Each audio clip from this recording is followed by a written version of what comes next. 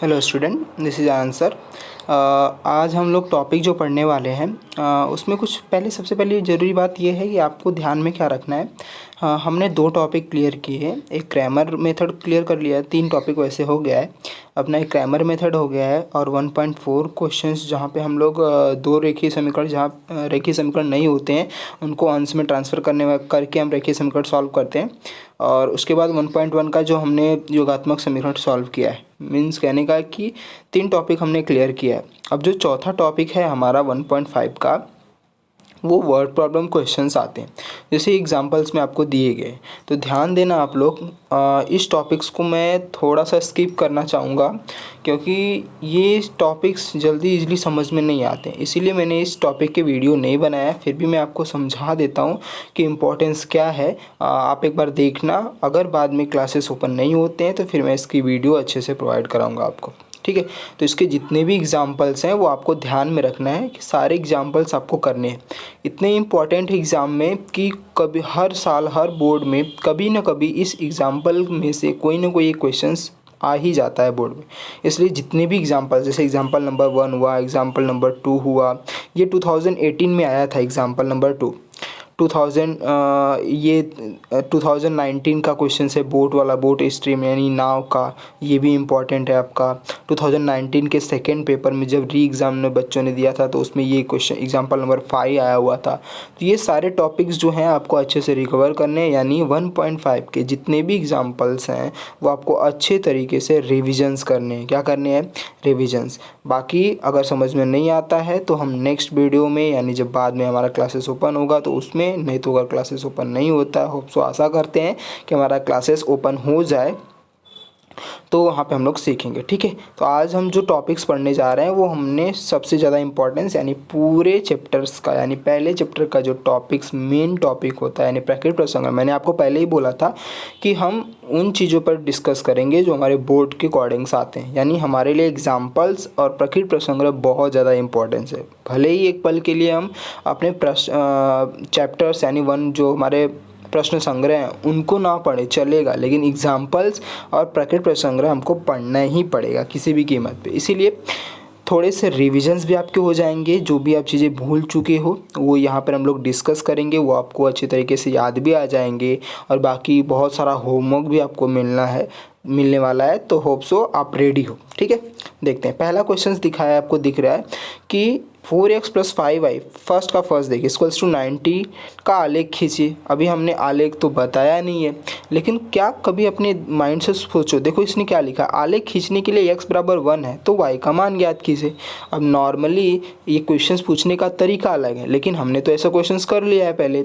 जो भी आप समीकरण को सॉल्व करते थे, x की वैल्यू आती थी तो जो x का मान आता था वो आप y समीकरण में रख देते थे और y की वैल्यू मिल जाती थी। वही क्वेश्चंस, वही सॉल्यूशंस यहाँ पर भी आपको करने हैं। यानी x का मान जो 1 आया है वो x के प्लेस पर यानी x के स्थान पर रख देंगे तो y की वैल्यू मिल जाएगी। जैसे 4x है तो x की जगह पर 1 रखेंगे तो 4 का गुणा 1 में करेंगे 4 आ जाएगा, प्लस 5y = 19, तो 4 इधर प्लस है उधर जाएगा तो कितना, -4, तो 19 में से 4 घटाएंगे तो कितना आता है, 15।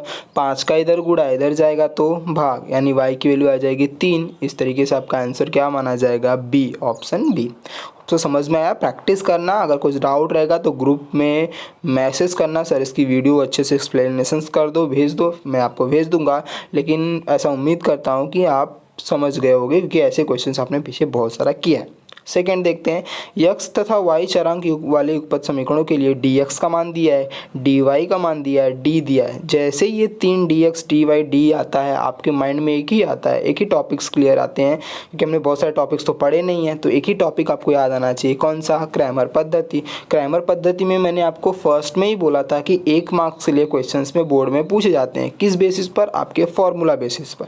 जैसे x निकालना है तो x का फॉर्मूला क्या होता है, dx/d। अगर y निकालना होता है तो फॉर्मूला क्या होता है, dy/d। इसी तरीके से यहाँ पे x पूछा है इसलिए हम dx/d फाइंड आउट करेंगे। तो dx के जगह पर 49 और d के जगह पर 7, तो आपको मिल जाएगा 7, यानी आंसर आपको क्या हो जाएगा, ओनली 7। अभी आप पूछोगे सर dy क्यों दिया है, यही कन्फ्यूज़न करने के लिए दिया रहता है, यानी 2-4 क्वेश्चन एक्स्ट्रा भी आपको मिल जाएंगे, लेकिन जो सॉल्व करना है आपको जितना पूछेगा उतना ही आंसर देना है। तो dx/d किया, 7 7 जा 49, आंसर आ जाएगा आपका 7। ठीक है। फर्स्ट का थर्ड देख लीजिए, निश्चयक का मान तिर्यक गुणा करना है। फॉर्मूला क्या होता है, A into D minus B into C, A गुणे बी माइनस बी गुणे सी। ये आपका निश्चयक, कोई भी निश्चयक निकालने का, डिटरमिनेंट निकालने का फॉर्मूला होता है डी, यानी डी फाइंड आउट कर दोगे आपको आंसर आपको मिल जाएगा। नेक्स्ट क्वेश्चन नंबर 4 देख लीजिए, इसमें बोला है x प्लस वाई बराबर 3 और 3x minus 2y minus 4 equals to 0। तो सबसे पहले इसको हम किस में बनाएंगे, ए एक्स प्लस बी वाई बराबर सी में, यानी जो आपका सेकेंड वाला समीकरण दिया गया है 3x माइनस 2y माइनस 4, तो माइनस 4 ट्रांसफर हो जाएगा प्लस 4 इक्वल्स टू प्लस 4 में दो समीकरण मिलेंगे। सिर्फ आपको डी पूछा है, यानी निश्चयक का मान पूछा है, तो x के जगह पर x की वैल्यू, y के जगह पर y की वैल्यू रख देंगे, आपको डी की वैल्यू मिल जाएगी। तो फोर्थ भी आपको समझ में आ गया। अब आपको क्वेश्चन नंबर 5 स्किप करने, स्टार मार्क करके रखे रहना। जो भी क्वेश्चंस छूट रहे हैं ध्यान देना, क्योंकि बाद में क्लासेस ओपन होंगे तो उस पर हम अच्छे से डिटेल में डिस्कस करेंगे। क्वेश्चन नंबर 5 में आपको समझा दूंगा, लेकिन ये आलेख पे डिपेंड है, तो जब तक मैं आपको आलेख अच्छे तरीके से नहीं समझाऊंगा ये समझ में आने वाला नहीं है। नेक्स्ट देखते हैं क्वेश्चन नंबर सेकेंड में भी आपको आलेख खींचने के लिए बोला है। होप सो आप कर सकते हो, लेकिन मैंने ऐसा टॉपिक पढ़ाया नहीं है, इसलिए इसको भी आपको स्किप करना है। क्वेश्चन नंबर 3 भी आलेख विधि है, तो उसको भी आपको क्या करना है, स्किप करना है। ठीक है, अभी आते हैं क्वेश्चन नंबर 4 पे। तो क्वेश्चन नंबर 4 में जो निश्चयक का मान निकालना है, आप तो ब्रिलियंट हो चुके होगे, है कि नहीं। तो क्वेश्चन नंबर 4 में 3 क्वेश्चन हैं आपके। निश्चयक मान पूछ रहा है, यानी डी का मान पूछ रहा है, तो डी की वैल्यू इजीली आप निकाल सकते हो। नेक्स्ट देखते हैं क्रैमर पद्धति। क्वेश्चन नंबर 5 में क्रैमर पद्धति से सॉल्व करना है आपको। तो देखो क्वेश्चन नंबर 1, 2, 3, 4, 5 ऐसे 5 क्वेश्चंस आपको दिए गए हैं। देखते ही क्वेश्चंस को, क्वेश्चन नंबर जब भी आप इस बुक को उठाओगे और क्वेश्चन नंबर 5 को देखोगे, अरे ऐसा तो क्रैमर मेथड हमने पढ़ा ही नहीं है कभी, इसीलिए मैंने क्वेश्चन नंबर 5 को ही क्या किया है, आपका सॉल्यूशंस भेज रहा हूँ, क्योंकि मुझे पता है आपको क्वेश्चन सॉल्व करने लगोगे तो उसमें प्रॉब्लम नहीं आती, लेकिन क्वेश्चंस को देखते ही जो डर पैदा हो जाता है ना, वो सबसे डेंजरस होता है। इसीलिए मैंने क्वेश्चन नंबर 3 और क्वेश्चन नंबर 5 का सॉल्यूशंस आपको दे रहा हूँ। बाकी 1st, 2nd एंड 4th आपको प्रैक्टिस करनी है। अगर क्वेश्चंस नहीं आते हैं, ये आपका होमवर्क है, ज़्यादा से ज़्यादा होमवर्क मिलेगा, क्योंकि प्रकृति पर संग्रह है, चैप्टर्स नहीं है, टॉपिक्स नहीं है, इसीलिए हम उसको क्या करेंगे, सिर्फ अपने एक्सरसाइज के लिए, यानी अपनी प्रैक्टिस के लिए इसको ज़्यादा एक्सरसाइज करने वाले हैं। ठीक है, प्रैक्टिस करने वाले हैं। तो मैंने 3rd का सॉल्यूशंस भेज रहा हूँ और आपको क्वेश्चन नंबर 5 का दे रहा हूँ। तो देखो 3rd क्वेश्चन का आंसर देखो। सबसे पहले 5 का 3rd क्वेश्चन में क्या दिया है, 3x minus 2y equals to 5/2। तो मैंने 2 से क्यों गुणा किया, मैंने आपको पहले ही बताया हुआ था कि जब हर में कोई भी अचरांक होता है जो सबसे बड़ा होता है, एक को छोड़ करके, तो जितना बड़ा अचरांक होता है उसी अचरांक से सभी पदों में क्या कर देते हैं, गुणा कर देते हैं। तो देखो तीनों में से 2 जो हर है वो सबसे बड़ा है, तो 2 से हमने सभी पदों में क्या कर दिया, गुणा। इसलिए 2 का गुणा किया 3x में, तो 2 3 जा 6x, 2 का गुणा 2 में तो 2 2 जा 4y, इसलिए 5/2 इंटू 2, 2 से कैंसिल, तो आ जाएगा 5। इसी तरीके से आपको दूसरा समीकरण दिया गया है 1/3x plus 3y equals to -4/3। तो हम क्या कर देंगे, 3 से सभी पदों में गुणा करेंगे। क्यों 3 से गुणा किया, क्योंकि हर में सबसे बड़ी नंबर क्या है आपका 3 है, इसीलिए 3 से सभी पदों में हमने क्या कर देंगे, गुणा। तो 3 से गुणा किया तो 3 से कैंसल, 3 3 जा 9y इक्वल्स टू -4। तो ये समीकरण नंबर 2 मिल गया। समीकरण 1 और 2 मिलते ही आपका फर्स्ट ध्यान में रखना है क्या, क्रैमर पद्धति से जितने भी क्वेश्चन सॉल्व हो सकते हैं हम सॉल्व करेंगे। क्रैमर पद्धति का पहला नियम डिटर्मिनेंट यानी डी निकालना। डी में क्या रूल होता है, एक जो ब्रैकेट है आपका उसमें जो x की वैल्यू और y की वैल्यू को रखते हैं। तो इस x की वैल्यू है 6 और 1, y की वैल्यू है -4 और 9। फॉर्मूला क्या होता है, a into D minus B into C. तो 6 का 9 से गुणा और -4 का 1 से गुणा, बीच में तो माइनस रहेगा ही। अभी 6 9 जा 54 और माइनस का गुणा कितना होता है, प्लस, तो 4 1 जा 4, यानी डी की वैल्यू क्या मिल गई आपको, 58। नेक्स्ट d की वैल्यू 58 मिली। आगे लिखा है dx इक्वल्स टू, तो dx के प्लेस पर मैंने आपको क्या बताया था कि x की वैल्यू आते ही x के प्लेस पर हम अचरांक को लिखेंगे। तो अचरांक आपका क्या है, देखो अचरांक आपका है 5 और -4, तो हमने x के प्लेस पर लिख दिया 5 और -4। फिर y की जगह पर y की वैल्यू, तो y की वैल्यू क्या है देखो -4 और 9, तो -4 और 9 रख दिया, फॉर्मूला वही a into D minus B into C. तो 5 का गुणा 9 से बीच में तो माइनस आएगा। ऐसा मत करना कि सर बहुत सारे माइनस दिए तो बीच में हम फॉर्मूला माइनस नहीं लगाएंगे, गलतियाँ बहुत सारे बच्चे करते हैं यहाँ पर, तो ध्यान रखना। माइनस दे दिया, फिर -4 का गुणा -4 में करेंगे तो 9 5 जा 45, बीच में साइन तो माइनस ही रहेगा। अभी माइनस माइनस का गुणा क्या होता है प्लस, तो 4 चौका 16 हो जाएगा आपका। अभी ये माइनस के बाद कुछ नहीं है तो माइनस का ब्रैकेट में माइनस ही होता है। अगर बीच में भी माइनस होता यानी -16 होता तो माइनस माइनस प्लस होता, लेकिन ब्रैकेट के बाहर कुछ भी नहीं है, ब्रैकेट के अंदर भी कुछ नहीं है, बाहर माइनस है, इसलिए आंसर में क्या आ जाएगा माइनस। तो 45 में से 16 घटाएंगे तो कितना आ जाएगा 29। इसी तरीके से dy निकालेंगे, dy के प्लेस पर भी क्या y आया, तो मतलब y के प्लेस पर क्या आएगा आपका अचरांक, तो y के प्लेस पर 5 और -4, x के प्लेस पर x की वैल्यू 6 और 1, तो a into D minus B into C हो जाएगा। फॉर्मूला 6 इंटू -4 -5 इंटू 1, 6 4 जा कितना होता है -24 और 5 1 जा कितना होता है -5। तो दोनों माइनस माइनस है, कहीं भी ब्रैकेट नहीं है, इसीलिए हम क्या करेंगे माइनस माइनस माइनस साइन दे देंगे, लेकिन नंबर क्या हो जाएंगे आपस में ऐड। तो डी वाई की वैल्यू क्या हो गई -29। तो x equals to D X by D यानी 29/58, तो हो जाएगा 1/2। y की वैल्यू हो जाएगी dy बाई डी यानी -29/58 इक्वल्स टू -1/2। स्टार्ट करते हैं क्वेश्चन नंबर 5 का। देखो 5 में जब भी ऐसे क्वेश्चंस आपको सामने दिखेंगे, सबसे पहले ज़रूरी ये बात है कि तीन समीकरण आपको ध्यान से देखना। तो 3 समीकरण दिया गया है। अभी तक तो हमने सिर्फ 2 ही समीकरण को सॉल्व किया था। यहाँ पर कितने दे दिए 3, लेकिन एक चीज़ इसमें कॉमन दिया है, क्या तीनों को आपस में बराबर कर दिया। यही हमारे लिए सबसे बड़ा प्लस पॉइंट होता है। देखो ध्यान से, मेरे कहने का मतलब क्या है, जब भी आप मैथ सॉल्व करने बैठो ना, तो मैथ से कभी घबराना नहीं है। आप उसको ट्राई करो कि वो आपके हैंडल में इस तरीके से आ जाए कि कभी भी आप उससे पीछे ना हट पाओ। तो खेलते वक्त जैसे आप लोग खेलते हो ना, कोई भी गेम खेलते हो तो स्टार्ट करते वक्त अगर आपसे कोई बराबरी का हो तो आप टक्कर लेने में हिचकिचाते थोड़ा भी नहीं हो, लेकिन अगर आपसे कोई स्ट्रांग हो तो आप डर जाते हो। तो सेम वही चीज़ है, मैथ को हमेशा अपने बराबरी का समझने का। देखो अभी हम लोग कैसे सॉल्व करते हैं। दिया गया है क्वेश्चन नंबर 5 का, 3 समीकरण आपको दिया गया है, लेकिन 3 देखते ही हम लोग तो डर गए, लेकिन बीच में एक साइन दे दिया है कि तीनों आपस में बराबर है। इसका कहने का मतलब है इन तीनों में से कोई भी 2 ले करके तुम x और y का मान बता दो। यही ना मतलब हुआ। देखो ध्यान से, जैसे मान लो सपोज करो मेरे पास 4,000 या जितनी भी बहुत सारी वैल्यू हैं, लेकिन हम उस वैल्यू का क्या मतलब है कि जब सब आपस में बराबर है, मुझे 2 चाहिए तो मैं उन दोनों में से ले लूँगा। जैसे मैंने बोला 5 इंटू 3 करो यानी 15 करो, 5 इंटू 3 तो भी तो 15 आएगा, या 3 इंटू 5 करो तो भी तो आपका क्या आ जाएगा 15। दोनों का मल्टीप्लिकेशन मैंने अलग अलग किया है, 5 इंटू 3 आया या 3 इंटू 5, नंबर दोनों का इंटरचेंज करके मैंने मल्टीप्लाई किया, लेकिन दोनों की वैल्यू आपस में क्या हो गई बराबर। तो मैं 5 इंटू 3 लिखूँ या 3 इंटू 5, दोनों का मतलब तो एक ही होने वाला है।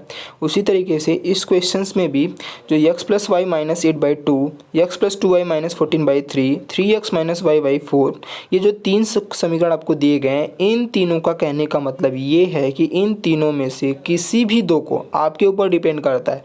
मैंने 2 रेंडमली उठाया है, फर्स्ट सेकेंड को सॉल्व करके एक समीकरण बनाया और फर्स्ट और थर्ड को बना करके एक समीकरण को सॉल्व किया। आप कोई भी कर सकते हो, फर्स्ट को सेकंड से करो, सेकंड का थर्ड से कर लो, या फिर थर्ड का सेकंड से कर लो, थर्ड का फर्स्ट से कर लो, या थर्ड का फर्स्ट से और सेकंड का फर्स्ट से कर लो। कोई भी क्वेश्चंस, कोई भी 2 समीकरण लो 2 बार, एक बार लेना तो एक समीकरण मिलेगा, 2 बार लो, दूसरी बार दूसरे नंबर को लोगे तो दूसरा समीकरण मिलेगा। बस ध्यान में रखना है कि एक ही समीकरण 2 बार नहीं लिखने। कहने का मतलब एक ही समीकरण बराबर एक ही समीकरण नहीं, जैसे a बराबर a नहीं लिखते, a बराबर b लिख सकते हो, क्योंकि दोनों की वैल्यू अलग अलग होनी चाहिए ना, लेकिन उसका मान जो आएगा वो सेम होना चाहिए। तो इसी तरीके से मैंने सॉल्व किया है। देखो ध्यान से, मैंने क्या किया है, सबसे पहले मैंने x प्लस a समीकरण आपका क्वेश्चन दिया गया था, तो उन दोनों में से मैंने पहला और दूसरे को लिया, यानी x plus Y minus 8/2 equals to x plus 2y minus 14/3।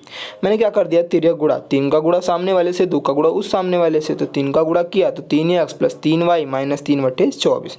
2 का गुणा किया 2x प्लस 4y माइनस 14 दूना 28। अभी जितने भी x वेरिएबल टर्म्स हैं, वेरिएबल पद है, उसको एक साइड और कांस्टेंट टर्म जो है वो एक साइड कर दिया हमने। तो 3x माइनस 2x और 3y प्लस 4y इधर आएगा तो माइनस 4y, इधर माइनस 24 उधर जाएगा तो क्या हो जाएगा प्लस 24। कौन नंबर बड़ा है 28 की 24? 28 का साइन क्या है माइनस, तो जो नंबर बड़ा उसका साइन देने का। 28 में से 24 घटाया तो कितना आ जाएगा 4। तो x माइनस वाई बराबर कितना आ गया आपका आंसर -4। ये समीकरण नंबर 1 मिल गया। उसी तरीके से फिर मैंने क्या लिया है, फर्स्ट को और थर्ड को सॉल्व किया है। तो आप किसी को भी ले सकते, आप सेकंड थर्ड को लेकर के सॉल्व करो, आंसर वही मिलने वाला है। करके देख लेना, एक बार चेक करके देख लेना। तुम अलग नियम से यानी अलग क्वेश्चन को उठा करके अलग तीरे गुणा करके अलग समीकरण बना करके सॉल्व करना। x और y का मान वही आएगा जो मेरा आया हुआ है। मैंने क्या किया, फिर से वही तीरे गुणा करेंगे। 4 का गुणा x प्लस वाई माइनस 8 में और 2 का गुणा ये 3x माइनस वाई में। तो 4 का गुणा x में किया तो 4x plus 4y minus 32 equals to 2 का गुणा 3 में किया तो 2 3 जा 6x माइनस 2 1 जा 2y। 4x प्लस 4y है तो 4x, तो x के प्लेस पर x की वैल्यू, y के प्लेस पर y की वैल्यू रखने का मतलब क्या है कि सारे कांस्टेंट टर्म जो हैं, मतलब सारे चर पद जो हैं उसको एक साइड और सारे अचर पद को दूसरी साइड ट्रांसफ़र करते हैं। तो बहुत सारी 9th मैंने बहुत बार आपको बताया हुआ है। तो 4x प्लस 6 इधर आएगा तो माइनस 6x प्लस 4y उधर का माइनस 2y इधर आएगा तो plus 2y equals to minus 32 यानी माइनस 32 उधर जाएगा तो क्या हो जाएगा प्लस 32। कौन बड़ा है 6 की 4, 6 बड़ा है, 6 का साइन माइनस, इसलिए 6 में से 4 घटाएंगे तो माइनस 2x आ जाएगा। 4 और 2 को जोड़ा तो कितना आ जाएगा 6y बराबर 32। एक चीज़ देख रहे हो आप, सभी में 2 का मल्टीपल यानी 2 का गुणा है, यानी 2 से भाग देने पर सभी की वैल्यू 2 से हट जाएगी। तो हमने क्या कर दिया, 2 से भाग दे दिया। 2 1 जा 2, 2 3 जा 6 और 2 16 जा 32। तो ये मेरा दूसरा समीकरण मिल गया, कौन सा, -x plus 3y equals to 16। अब दो समीकरण मिलते ही फिर वही फॉर्मूला लगा देने का, d dx dy। d की वैल्यू 1 -1 -1 -3 यानी सारे वेरिएबल्स टर्म्स को एक ब्रैकेट में लिखेंगे और a into D minus B into C रखते हैं। तो 3 का गुणा 1 में, -1 का गुणा -1 में, तो यानी 3 इंटू 1 3 1 माइनस माइनस माइनस का गुणा +1, तो 3 में से 1 घटाएंगे तो कितना आ जाएगा 2। ध्यान, अच्छा एक चीज़ ध्यान में रखना, जब भी हम गुणा करते हैं तो ये नॉर्मली चीज़ याद रखना, जब माइनस का साइन विषम संख्या हो, मतलब माइनस 1 बार आया हो, 3 बार आया हो, 5 बार आया हो, 7 बार आया हो, गुणा करते वक्त ध्यान देना, स्पेशली गुणा करते वक्त और किसी टाइम पे नहीं। यानी जब भी विषम संख्या आया हो तो हमेशा आंसर में माइनस आता है, और जब भी सम संख्या आए तो हम लोग क्या करेंगे प्लस। तो देखो यहाँ पे -3 बार आया, इसीलिए आंसर में क्या आ जाएगा माइनस। अगर -2 बार आया होता तो प्लस आ जाता, -5 बार आता तो आंसर में माइनस आता, -6 बार आता तो प्लस आ जाता, -1000 आता तो 1000 क्या है प्लस सम संख्या, इसीलिए क्या आ जाएगा आंसर में प्लस। -1001 आता मतलब भी सम संख्या, यानी आंसर में क्या आ जाएगा माइनस। तो ये चीज़ ध्यान में रखना। तो डी की वैल्यू क्या आ गई आपकी 2। dx निकालेंगे, dx मतलब x आया तो x के प्लेस पर अचरांक आएगा। अचरांक क्या है -4 और 16। y के प्लेस पर y की वैल्यू -1 इंटू 3, 1 and 3, तो फार्मूला वही a into D minus B into C. तो 4 का गुणा 3 में तो -4 3 जा 12, बीच में साइन माइनस का, फिर -1 का गुणा 16 में तो 16 1 जा -16। अभी ध्यान से देखना, मैंने क्या बोला था अभी ये यहाँ पर मत बोलना सर यहाँ पे तीनों में तो 3 साइन दिख रहा है इसलिए सबका आंसर प्लस की माइनस आना चाहिए ना, तो ऐसा नहीं करते। मैंने क्या बोला, रेंडमली आना चाहिए, मतलब लगातार एक ही नंबर के पास। जैसे देखो यहाँ पर एक ही नंबर का जो गुणा है माइनस का एक साथ दिख रहा है, लेकिन यहाँ पर जो बीच में साइन दिख रहा है माइनस, ये दोनों नंबरों को अलग कर देता है। यानी 12 अलग हो गया, 16 अलग हो गया, तो यहाँ पर वो नियम फॉलो नहीं होगा। हाँ, माइनस के बाद सिर्फ गुणा ही गुणा होता जा रहा है, भले ही वो नंबर नेगेटिव में, तब हम वो नियम फॉलो करेंगे। लेकिन यहाँ पर देखो -12 और 16 को अलग अलग कर रहा है, इसलिए माइनस का गुणा 16 में हो सकता है लेकिन माइनस का गुणा 12 में नहीं हो सकता, क्योंकि 16 में इसलिए गुणा होगा क्योंकि 16 किस में है, ब्रैकेट में। तो माइनस माइनस प्लस हो जाएगा, बाकी -12 एज इट इज रहेगा। कौन नंबर बड़ा है, 16 की 12, 16 का साइन क्या है प्लस, तो इसलिए आंसर में क्या आ जाएगा आपका 4, यानी 16 में से 12 घटाएंगे तो क्या जाएगा 4। डी वाई निकालेंगे, y के प्लेस पर y की वैल्यू यानी अचरांक -4 16 आएगा, x के प्लेस पर x की वैल्यू आ जाएगी 1 एंड -1 रखेंगे। 16 का गुणा 1 में माइनस, बीच में फिर वही -4 इंटू 1। अब फिर से ध्यान दो, अभी देखो माइनस के बाद सभी ब्रैकेट यानी गुणा ही गुणा है, कि माइनस का 16 में नहीं हो सकता, इसलिए माइनस का 4 और 1 में हो सकता है, तो 3 बार माइनस, इसलिए आंसर में क्या जाएगा माइनस। तो 16 का 4 घटाएंगे तो कितना आएगा 12। नंबर कौन सा बड़ा था 16, इसलिए आंसर में क्या जाएगा +16। अभी मैंने एक चीज़ नहीं इसमें निकाला है, फाइंड आउट किया है, वो क्या नहीं निकाला आपको पता चल गया होगा क्या? वेरी गुड, यक्स और वाई की वैल्यू वो आपको निकालना है, मैंने जानबूझ के नहीं निकाला है, वो आपको निकालना है। ठीक है बच्चों, तो होप सो आपको अच्छे से चैप्टर पूरा समझ में आ गया होगा। ध्यान देना, एक चीज़ मेरी पॉइंट नोट कर लेना, ये हमारा पहला जो चैप्टर था ये बहुत ही इजी है, इसमें से कम मुझे 2 से 4 मार्क्स क्वेश्चंस या कभी कभी 5 से 7 मार्क्स भी आते हैं। मिनिमम अगर आया तो 2 से 4 और अगर ज़्यादा आया तो 5 से 7। दूसरी चीज़, आलेख विधि बहुत रेयर केसेस में बोर्ड में आती है, और जो हमारा इम्पोर्टेंस था 1.5 के सारे एग्जाम्पल्स और 1.5 वो सभी क्वेश्चंस आपको डे बाय डेली बेसिस पर 2-2 क्वेश्चंस डेली प्रैक्टिस करनी है। होमवर्क को कोई चेक करने नहीं आएगा, लेकिन आप कितने ऑनेस्ट हो ये पता चलेगा आपको अपने से पूछने पर। जब भी आपको लगे कि आप ऑनेस्टी कर रहे हो कि नहीं, आप होमवर्क कर रहे हो कि नहीं, तो आईने में जा कर के देखना और पूछना खुद से कि क्या सर ने बोला था प्रैक्टिस करने के लिए हमने किया है या नहीं। देखो, जो प्रैक्टिस करेगा उसके लिए प्लस पॉइंट है, क्योंकि अगर आपने अभी प्रैक्टिस कर लिया तो बाद में सिर्फ जब क्लासेस ओपन होंगे तो हमारा अलजेब्रा ऑलरेडी फिनिश हो चुका होगा, और जो भी सब्जेक्ट जैसे हमारा हिस्ट्री हुआ, जियोग्राफी हुआ, हिंदी हुआ, इंग्लिश हुआ, जो भी सब्जेक्ट्स बचे हुए हैं हम उन पर फोकस कर पाएंगे। लेकिन अभी हमने लापरवाही करके अलजेब्रा भी अच्छे से रिविज़न नहीं किया, इस पर कमांड नहीं बनाई, तो बाद में हम एकदम डिमोरलाइज हो जाएंगे और हमारे पास कोई ऑप्शन नहीं बचेगा कि हम अच्छे स्कोर कर पाएँ। लेकिन फिर भी जब भी हमारा क्लासेस रीओपन होता है उससे थोड़े दिन पहले, यानी उससे पहले या हमारा एग्ज़ाम कैसा होगा, हमारे चैप्टर्स कम होंगे कि नहीं होंगे, जहाँ तक उम्मीद है कि आपके जो चैप्टर्स हैं उनको कम किया जाएगा, कुछ पोर्शंस हटाए जाएंगे, लेकिन ऐसा कुछ फिक्स नहीं है। ये 60 to 70% चांसेस है कि कम हो, क्योंकि ऑलरेडी अगर आपका क्लास लेट होता है तो थोड़े बहुत क्वेश्चंस को घटाए जाएंगे, लेकिन आपको कम नहीं करने, आपको डेली बेसिस पे प्रैक्टिस करनी है। जितना हो सके, जो सब्जेक्ट हो सके आप पढ़ोगे। ठीक है, होप सो बच्चों आप समझ गए होगे और अच्छे से मेहनत करोगे। Okay, all the best, bye, take care.